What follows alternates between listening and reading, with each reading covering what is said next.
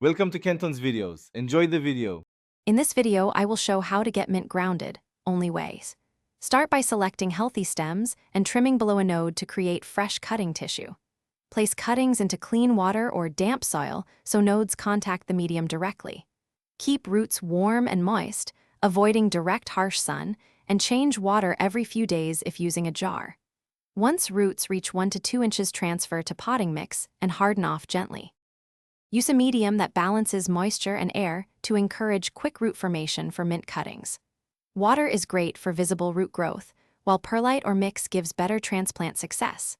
Keep the medium consistently damp but not soggy to prevent rot and promote fine root hairs. Maintain a warm environment and gentle airflow to strengthen stems. When roots are visibly robust, pot into a nutrient-rich mix and monitor moisture levels closely. Hey, quick recommendation.